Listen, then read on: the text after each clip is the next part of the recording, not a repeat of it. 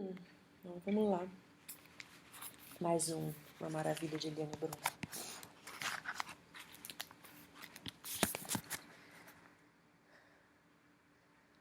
O incêndio da prefeitura. Eu nasci 2 anos depois do golpe civil-militar de 1964 e 2 anos antes do AI-5. Eu não conheci ninguém que tivesse os pais ou os irmãos torturados e a polícia nunca invadiu minha casa. Apenas uma vez, 2 milicos buscaram meu pai, a mando do comandante do quartel, mas após horas largas demais, ele foi devolvido. Só tinha perdido o jantar. Mas desde muito pequena, soube que vivia numa ditadura e não seria o que eu sou se não tivesse nascido num país em que a Constituição era um chiclete gasto colado na sola de um coturno. A resistência da minha família era da cidade pequena, da miudeza, e nossas perdas sangravam sem sangue. Eu não entendia o que estava em jogo. Sabia apenas que a ditadura era ruim, os militares no poder eram maus brasileiros, os empresários que passeavam seus Dodges Darts ou seus Galaxies na BR nos finais de semana, espaçosos com um milagre econômico só para eles tinha sido milagroso, careciam de decência. E eu não devia repetir o que ouvi em casa nem falar nos livros escondidos. Sabia o suficiente para, em março de 1974, 2 meses antes de completar 8 anos, permanecer sentada, enquanto meus colegas cantavam em pé o hino nacional em homenagem à posse do general Ernesto Geisel. O máximo de resistência que consegui esboçar e que custou minha indicação para representar minha classe declamando uma poesia no Dia do Índio, para a escola inteira, coisa que eu adorava, já que eu costumava ser uma tímida bem exibida. Eu era a única a ter decorado o poema, uma coisa horrorosa, vale lembrar. Mas a professora garantiu que era inadequada. Não tinha o cabelo suficientemente comprido e não convenceria como uma índia. Escolheu uma colega mais branca do que eu, com longos cabelos cor de mel. Eu desconfiava que era uma represália pelo meu ato subversivo, mas preferi não mencionar o fato. Subversivo era uma palavra que eu ouvia muito naquele tempo e que me dava de imediato um coração de beija-flor. Meu apoteótico ato de guerrilha acontecera antes, quando eu andava por volta dos 5 ou 6 anos, e tinha mais a ver com Édipo do que com a ditadura. Meu pai era presidente de uma fundação de ensino superior comunitária que ele tinha ajudado a criar. No imaginário da cidade, a instituição era um antro tanto de cabeludos quanto de comunistas, o que para os cidadãos de bem de Ijuí era mais ou menos a mesma coisa. E meu pai, ainda que seu cabelo encaracolado estivesse sempre bem aparado, a barba feita e a camisa passada com frisos, seria o chefe do antro de subversivos. Entre as experiências de educação comprometidas com a comunidade, havia uma escola rural num distrito de Ijuí, em que o calendário respeitava o tempo das colheitas e o programa pedagógico acolhia a economia local e as famílias. Os representantes da ditadura consideraram o projeto potencialmente perigoso, como achariam se a mudança fosse transformar o quadro negro ou verde em rosa-choque. A indigência intelectual dos apoiadores do regime na cidade sempre foi um espanto. E assim era preciso acabar com a subversão da escola, ato consumado numa reunião com a comunidade e meu pai e o prefeito de Arena. Estávamos todos lá e eu podia apalpar a dor do meu pai, porque ele era caro esse projeto. Meu pai, então, era para mim um herói invencível. E a percepção de que seria derrotado naquele palco foi meu primeiro confronto com a injustiça na esfera pública. Eu sempre fui uma criança que olhava e olhava e olhava. A melhor forma de me descrever nessa primeira infância era como 2 olhos castanhos observando o mundo de um canto. Não espiando, mas olhando como se pudesse abarcá-lo inteiro. Acho que até hoje só mudei de tamanho. No ponto culminante do teatro, encenado diante de nós, O prefeito, um homem gordo e com uma boca larga e mole sobre a papada, que antes de ser prefeito tinha sido um péssimo aluno do meu pai, declarou: "E para o professor Argemiro não ficar triste..."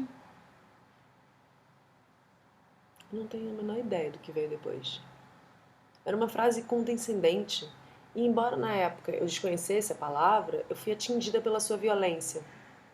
A frase ato humilhava meu pai, nu em sua impotência, diante de todos e também de mim. Eu nunca tinha visto meu pai vencido e não queria ver de novo. Tomada por um revolucionário furor edipiano, eu decidi pegar em armas para defender meu herói decaído.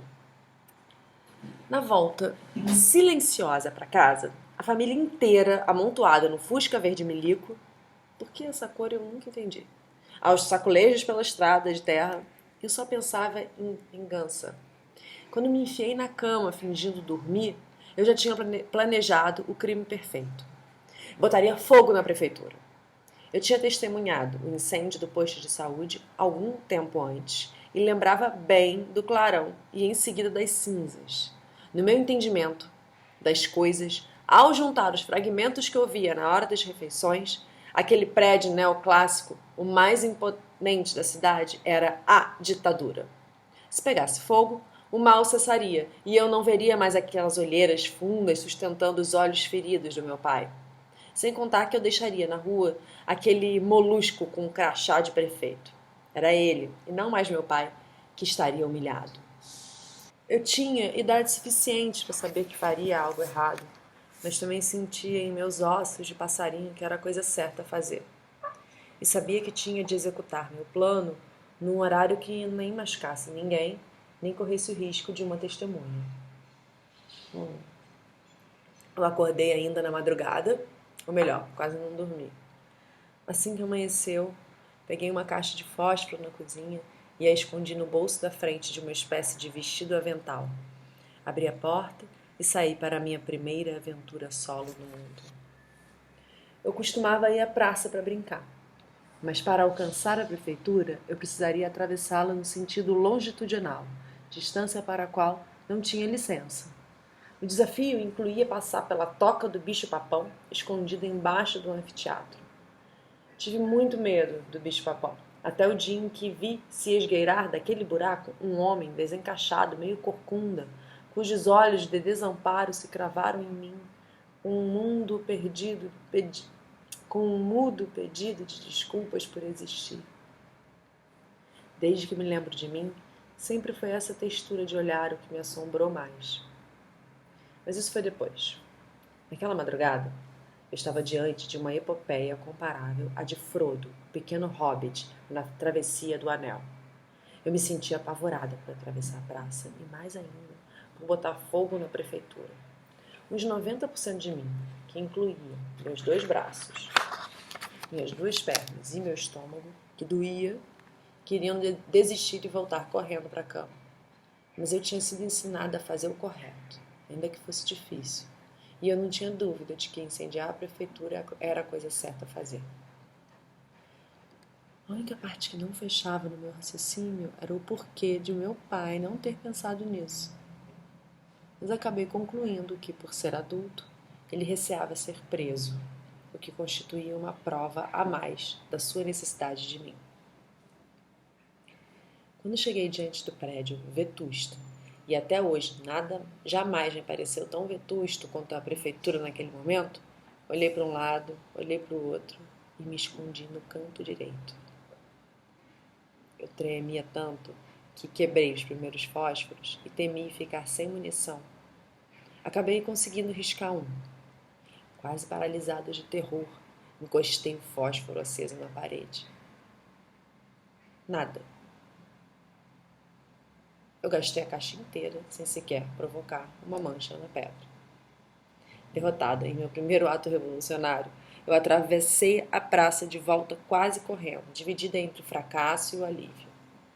A bem da verdade, o alívio era muito maior que o fracasso. Eu voltei para casa e para a cama sem que ninguém soubesse que Ijuí quase tinha perdido a prefeitura num incêndio provocado por uma guerrilheira com dentes de leite. Eu passei o restante do dia atocaiando meu irmão mais novo, ainda que 7 anos mais velho que eu, cercando, mas sem coragem de abordá-lo, até que eu arrisquei num supetão. Mano pequeno, por que acender um fósforo num tijolo não vira fogueira? Meu outro irmão, 9 anos mais velho, era o mano grande. Mano pequeno, que uma década mais tarde se tornaria físico, passava os dias montando e desmontando tudo dentro da casa. Isso me dava certeza de que ele conhecia todos os segredos do mundo. Era tão estranho quanto eu, mas de outro jeito. Até os 3 anos só tinha falado 2 palavras: mamãe e papá. A minha mãe o levou ao médico achando que tinha a língua presa. Aos 5, apareceu lendo e escrevendo e não precisou fazer a primeira série. Realidade e fantasia, para ele, eram uma coisa só. Uma vez, após assistir ao filme de um menino mágico, achou que podia voar e foi pego com um dos 2 pés. Com os 2 pés na parede externa do prédio, já se preparando para soltar as mãos. Fácil deduzir que eu podia fazer uma pergunta como essa a mano pequeno sem que ele achasse suspeito. Ele me explicaria impassível e com a mesma paciência se eu perguntasse como se fazia uma bomba atômica. Didático, esclareceu que provocar um incêndio exigia bem mais do que apenas acender um fósforo. Me forneceu detalhes sobre o procedimento correto. Eu murmurei.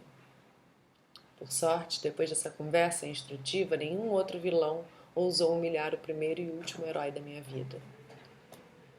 Hoje, ao lançar meus anzóis no lago nebuloso do passado, em busca de um mapa cujo único destino sou eu, percebo que escrever me salvou de tantas maneiras e também desta. Desde pequena, eu tenho muita raiva e quase nenhuma resignação. A reportagem me deu a chance de causar incêndios sem botar fogo e espernear contra as injustiças do mundo sem ir para a cadeia. Escrevo não para morrer, mas escrevo também para não matar. Ouvi de alguns chefes que a indignação faz mal para o exercício do jornalismo, que bom jornalista não tem causa. Discordo. Indignação só não faz bem para quem tem como única causa a do patrão.